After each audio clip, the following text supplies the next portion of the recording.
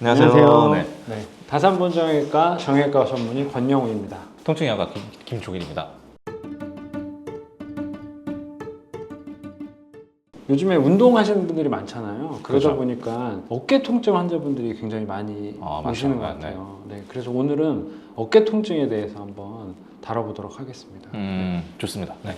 무거운 어떤 무게로 운동을 하다가 다쳤을 때 단순히 힘줄이 뭐 염증이 생기거나 힘줄이 부어 있는 상태랑 힘줄이 부분적으로 찢어져 버린 상태랑 임상적으로 차이가 있나요? 보통 이제 손상되는 경우로 충돌증후군이라고 하잖아요. 그쵸. 운동하시는 분들도 많이 알고 있는데 이제 충돌증후군과 회전근개 파열은 사실은 다른 질환은 아니고 그냥 시간의 한 선상에서 놓여 있다고 보거든요. 그러니까 충돌증후군이 반복되면 그게 회전근개 파열로 이어진다. 네. 적절한 휴식을 취해주지 않고 그렇죠, 계속해서 그렇죠. 이제 네. 부어 있는 상태에서 부하를 더 주다 보면은 그렇죠. 끊어져 버릴 수가 그렇죠. 있다. 네. 파열이라기보다는 이제 해짐, 너덜너덜해진다. 너덜너덜해진다. 어떤 문제로 보통 시작이 되는 건가요? 보통은 이제 그 어깨 운동을 할 때 예를 들면 이제 숄더 프레스 같은 팔을 들어 올리는 동작을 하다 보면 이제 아까 말씀드렸던 것처럼 견봉이랑 그다음에 상완골 대결절이라는 부위가 이렇게 부딪히게 되는데 그때 그 사이에 들어있는 회전근개에 이제 처음에는 염증이 생기고 그걸 충돌증후군이라고 하고 그리고 그게 반복되면 파열까지 이어질 수 있는 거죠. 그래서 보통은 많이 운동하실 때 이제 이런 밀리터리 프레스 뭐 이렇게 어깨를 이렇게 들어 올리는 운동 있잖아요. 이렇게 한다거나 아니면은 이제 사이드 라테랄 레이즈라는 뭐 이렇게 팔을 들어서 삼각근을 키우는 운동들 있잖아요. 이런 식으로 들어 올리다 보면 그 충돌을 더 잘 유발시키는 것 같아요. 또 이제 풀업 같은 동작들 있잖아요. 팔을 당겨서 몸통을 이렇게 끌어올릴 때 그때도 마찬가지로 충돌이 발생하는 것 같습니다. 이 손상을 예방하려면 그러면 무게를 무겁게 들지 않는 거 네. 말고 또 어떤 팁이 있을까요? 숄더 프레스 같은 어깨를 들어 올리는 동작을 할 때 보통 이제 운동하시는 분들이 항상 말씀하시는 게 이제 본능적으로 알고 계신 것 같아요. 상체를 이렇게 들어 올리면은 견갑골이 약간 뒤로 이동하거든요. 그러면은 그 앞쪽의 공간이 열리게 되면서 그 충돌을 좀 방지해 줄 수가 있죠. 상체를 뒤로 약간 신전시킨 그렇죠. 상태에서 네. 운동을 해주는 게 어깨 부상의 예방에 도움이 된다. 그렇죠, 그렇죠. 자, 그러면 우리 운동을 할 때 이 부상을 예방하는 방법들은 배워봤고 이미 우리 회전근개 파열이 진행이 됐다. 그런 경우에 치료는 어떻게 진행이 될까요? 치료는 저는 이제 보통은 초음파로 일단 회전근개 상태를 먼저 한번 보는데요. 회전근개 파열이 동반돼 있지 않은 이제 보통 건염 증상만 있다. 회전근개 건염만 있다. 급성기로 발생한 경우에는 주사를 보통은 주기도 하고요. 그래서 부어있는 힘줄을 가라앉혀주면 그렇죠. 염증 반응을 가라앉혀줘. 그리고 운동하면 안 되죠. 그것도. 그죠. 안 아플 때 네. 운동은 하셔야 됩니다. 그리고 이미 파열이 상당량 진행이 된 경우에는 어떻게 치료를? 파열이 진행된 경우에는 보통은 이제 회전근개라는 애들이 약간 어떤 두꺼운 이불 같은 방석 같은 구조를 띠고 있거든요. 회전근개 두께에서 일부분만 파열됐을 경우에는 사실은 보존적 치료를 하게 되는데 남아있는 힘줄로 그렇죠. 충분히 일상생활을 버틸 수 그렇죠, 있고 그렇죠. 어느 정도의 운동도 가능한. 그렇죠. 이제 보통은 뭐 충격파라든지 네. 아니면은 저는 보통 프롤러라든지 이런 치료를 통해서 힘줄을 강화시켜 주는 거죠. 남아있는 걸 강하게 만들어서 쓴다. 그렇죠. 이런 개념인 거죠. 튼튼하게 네, 만들어서 회복도 시켜주면서 강화를 시켜주고 해서 사용을 한다. 그리고 이제 보통 전칭 파열이 된 경우에는 대개는 꼬매지 않으면 회복이 되게 어렵지 않나. 그건 이제 수술적인 그렇죠. 수술적 처치죠. 치료를 네. 필요로 하는 경우가 수술적인 처치가 필요한 네. 환자들의 네. 경우에도 수술이 필요하다는 걸 알고 있음에도 이게 일상생활을 너무 이제 오랫동안 방해하지 네, 않을까. 수술이 무서운 분들도 있겠지만 그렇죠. 수술적인 어떤 처치에 대한 이 상황이 여의치 않아서 수술을 좀 미뤄두고 있는 분들도 많이 있거든요. 맞아요. 네. 이런 어떤 수술적인 처치를 했을 때 일상생활로 복귀하는 데까지 얼마큼의 기간이 필요한가요? 그 수술적 봉합을 해두는데 관절경으로 보통 하게 되는데 이제 봉합해두는 실을 이제 실을 뽑게 되는 데까지 한 2주 정도가 걸리거든요. 그러면은 일상생활은 가능하지만 원활하게 쓰는 데까지는 보통은 한 4에서 한 6주 정도가 걸려요. 길면 6주까지. 그렇죠. 이제 네. 파열된 정도에 따라 좀 다르긴 하겠지만 여기 뭐 베개 같은 거 차고 다니시는 분들 보신 적 있으시잖아요. 그렇죠. 그래서 네. 그런 보호대를 착용하고 한 4에서 6주 정도를 고정해 둔다. 그 정도 우리 일상생활을 방해받을 각오를 해야 네. 수술적인 수술을 처치를 진행을 할 수가 진행할 있다. 수가 있습니다. 네. 어릴 때부터 이 팔 빠지는 분들 많이 있잖아요. 아, 그렇죠. 네. 운동하다가 이렇게 덜컥 빠지거나 혹은 이제 자전거 타다가 낙차 옆으로 떨어지면서 팔이 훅 빠져서 안 돌아오는 경우 그렇죠. 그런 경우도 있을 수 있겠는데 그럴 때 병원 가야 되나요?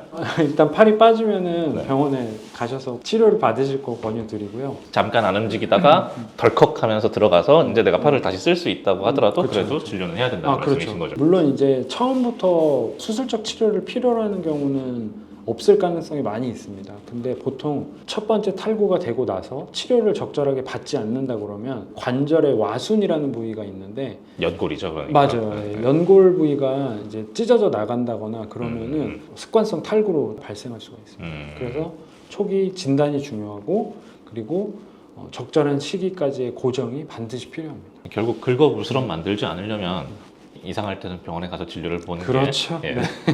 그러면 우리 또 이제 대표적인 퇴행성 네. 질환 중에 하나죠. 흔히 우리 오십견이라는 네, 어떤 관용어구로 얘기를 하게 되는데 네. 유착성 관절 당염이죠. 네. 관절 가동 범위가 줄어든 이런 이 오십견 환자분들 같은 경우에는 치료를 어떻게 진행을 할 수 있죠? 보통은 이제 오십견이라고 하면은 이제 1차성 오십견과 2차성 오십견으로 나뉘거든요. 그래서 1차성 오십견인 경우에는 관절 범위만 줄어들어 있고 통증이 좀 심하지 않은 경우에 그리고 관절 범위도 제한이 적은 경우에는 보통은 이제 스트레칭 이런 것들을 통해서 관절의 회복을 좀 더 할 수 있게 도와드리고요.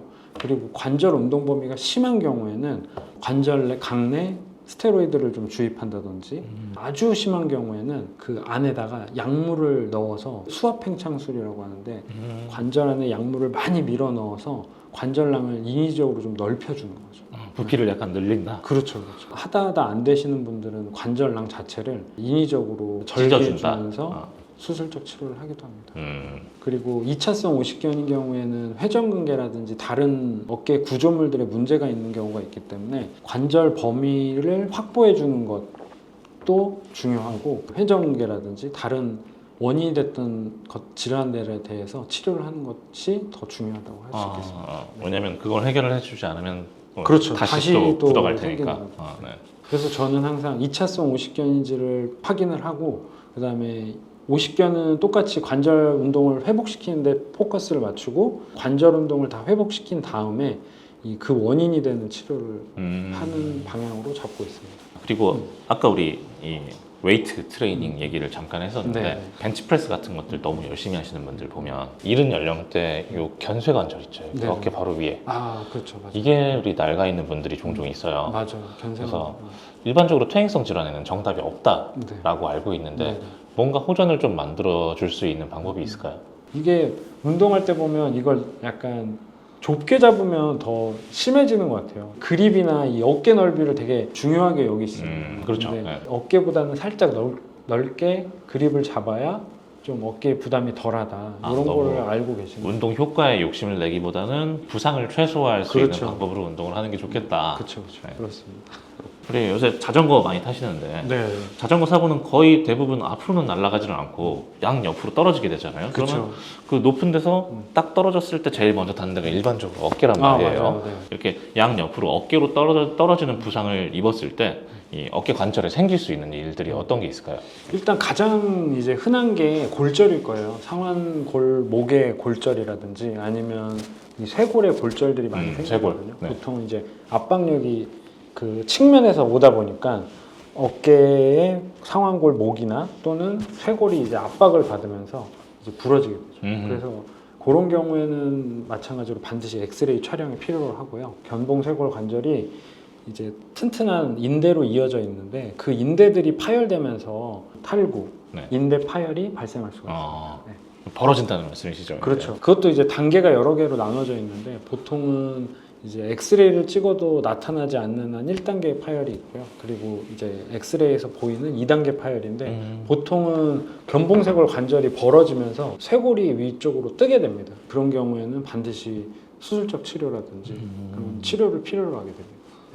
우리가 흔하게 뭐 사전에 예방을 하는 집에서 관리하는 마사지 뭐 이런 거 있을까요? 일단 관절 운동을 범위를 지켜주는 게 가장 중요하다고 보거든요. 어깨는. 그래서 관절 운동 범위를 줄이지 않기 위해서 보통은 스트레칭을 해주시는데 항상 이렇게 팔을 앞쪽에다가 이런 테이블 같은 데다가 놓으시고 이렇게 내려가는 거죠. 쭉 이런 식으로 이렇게 쭉 내려가시고, 근데 이게 중요한 게 뭐냐면 보통 이제 운동하라고 그러면 이렇게 하시는 분들 많아요.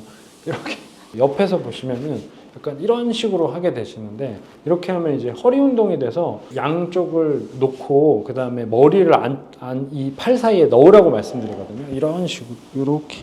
실제로 어깨 관절이 그렇죠. 움직여질 수 있게. 그래야지 관절 운동 범위를 귀에까지 붙일 수 있고, 머리를 같이 내려주는 동작을 하지 않으면 그냥 허리 운동만 하게 됩니다. 뭐 허리도 중요하죠. 그렇죠. 허리도 중요합니다. 그거는 혼자서 하는 방법이고 어디 풀어주면 진짜 어깨에 좋다 이런.